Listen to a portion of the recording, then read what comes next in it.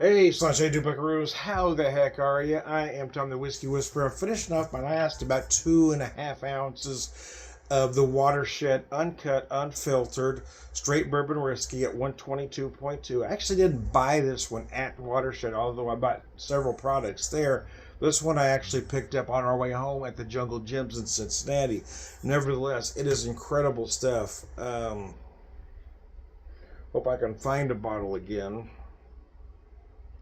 Stuff is really good, man. This rare bourbon spent over 4 years in our Ohio-made Char 5 barrels until it is ready to be bottled without added water or filtration. Each bottle arrives to you as it was in the barrel, untouched, unbothered, uncut, and unfiltered. And I got to be honest with you, I'm getting to where I really prefer uncut, unfiltered product. Let me adjust my camera. There we go. I just prefer the taste. If water needs to be added, I will do that myself. Anyways, you may have guessed I'm not really in this old timey pub, but I was trying to set a mood. So let me show you the whiskey here. And I'm not using the Glencairn. Why, you might ask? Because I do have some. The truth is, I don't know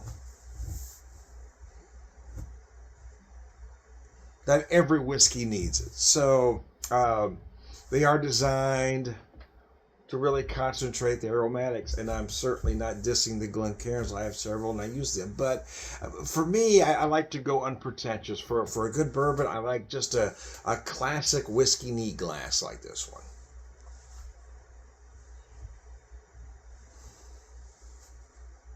Oh man, this stuff is just outstanding. But I thought it was time I'd finish it up, since I'm in my birthday month as I do this video. Uh,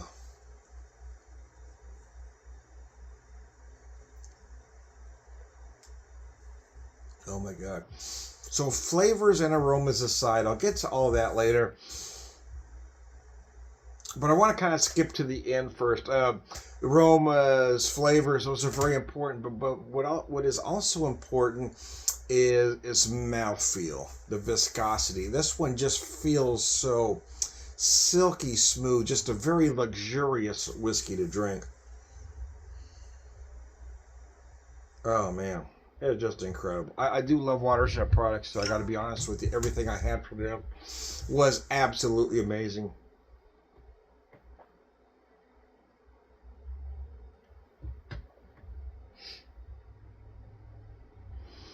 But I really thought this last bit, I really had to drink neat. But most of the bottle I did drink neat. I will be honest with you. I did do a few Manhattans with it because it's perfect whiskey for that. I did try some on the rocks, just just to see. But it really is even at this proof. Like I said, if you want to add some water, do what you got to do. But I think this stuff is just amazing as is. Again, it is uncut. So if it feels hot to you, then go ahead and add some water. But to me, I don't like to use the words hot or boozy.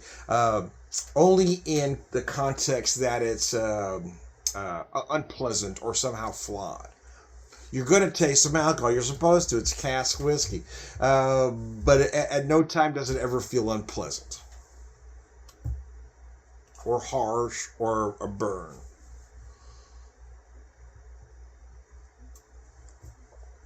Anyways, I digress. Oh gosh, this stuff is really good, man. Get a little bit of sweetness in there. For me, I feel some dark brown sugar because you're gonna feel some molasses. So I feel like I'm getting a hint of maple in there. A lot of big oak and spice in the finish. Kind of a mix of baking spice, a little cinnamon, a little allspice. You might find some clove, nutmeg. Even first, I get just a little touch of ginger right at the end.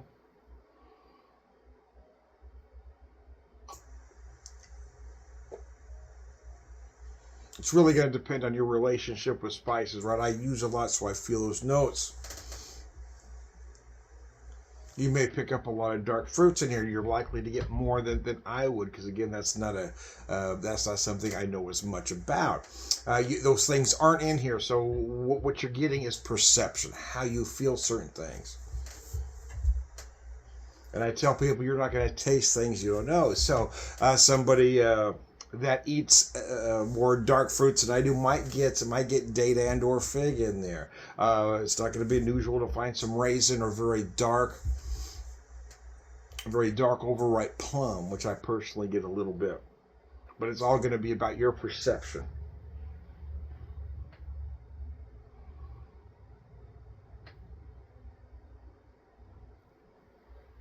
Oh my gosh, this thing is just delicious, man.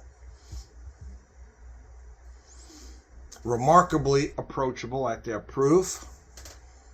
I hope I get back to that distillery again one of these days. I really enjoyed them. Probably not this year, although we're going to get close to there. I just don't know that we'll have the time to go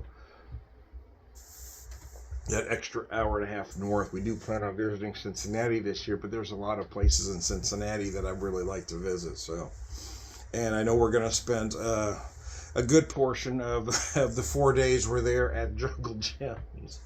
It's a big store, man.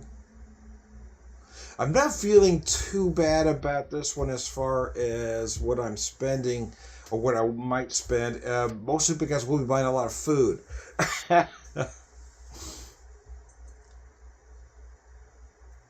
The Jungle Gems is amazing. I'm looking forward to getting back there and just being able to really relax. We were kind of in a hurry. We were headed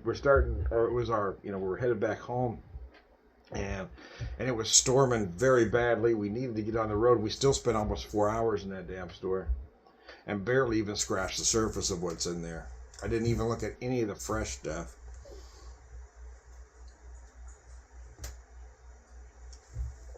So if we got time to really enjoy it. And like I said, it was the end of our vacation. So, I mean, the car was already full. So we could only buy so much anyway. So we're going to start there with an empty car and see what happens. Oh, gosh. This stuff is really good, man. I got to tell you. I'm hoping I'm getting close enough. Like I said, I bought this at the Jungle Gym, so I'm hoping they might have this again or other Watershed products. But I know there are other distilleries in Cincinnati that I'd really like to go to as well. And I'm not sure if my wife wants to take that extra hour and a half drive to get back into Columbus. It kind of depends. I just don't know if we're going to have the time to do that.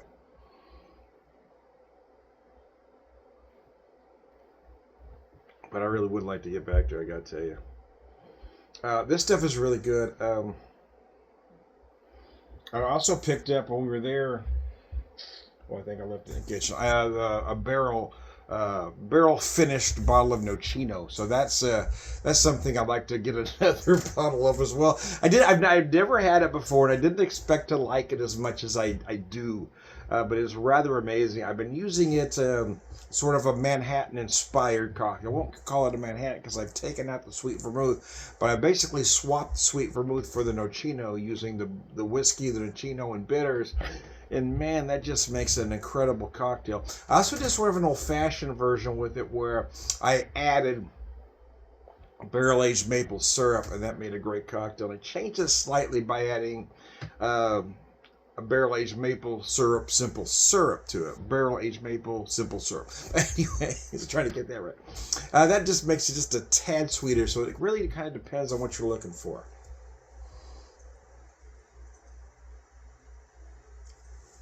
About 2 bottles of 2 different brands of barrel-aged maple syrup while we were in Columbus.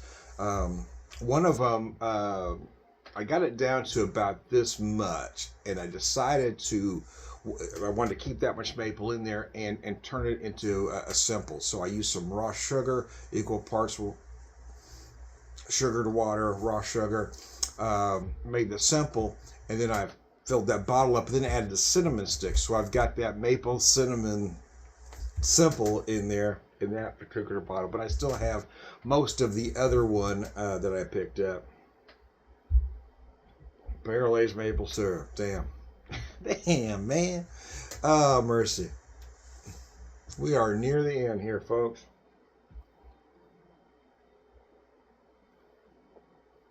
So if you ever happen to be in the Columbus area, I cannot recommend Watershed Distilling high enough. The restaurant is excellent as well.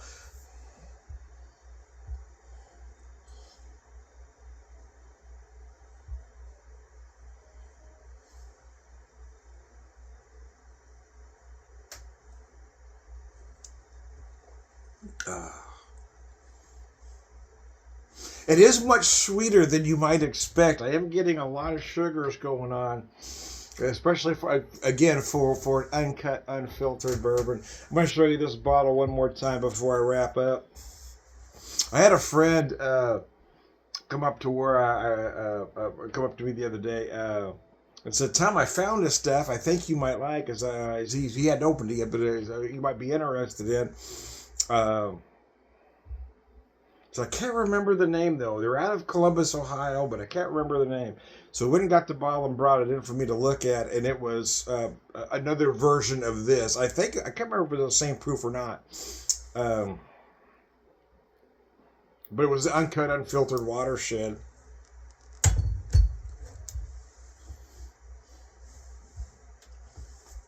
When he brought it in, I said, "Oh my God, you're going to love this stuff. I've got just a little bit left in the home of that. It's amazing." So we opened it up. We both had a little pour. I said, "Oh my gosh, you're going to love that one, man." So if you ever go back to where you bought that one again, please pick me up a bottle. I will gladly pay you for it, man. I'll Venmo you or PayPal or whatever the hell. Whatever the hell you need, man. It's really good.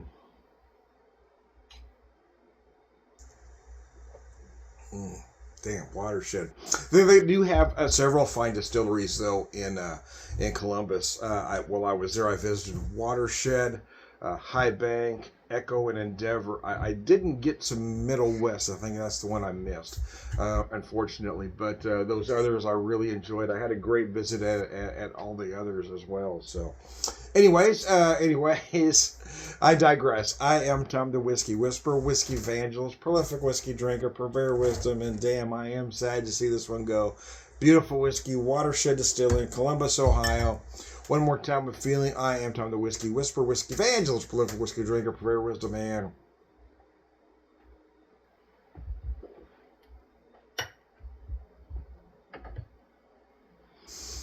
all around good guy. Sláinte. Thanks for tuning in, guys. I appreciate it.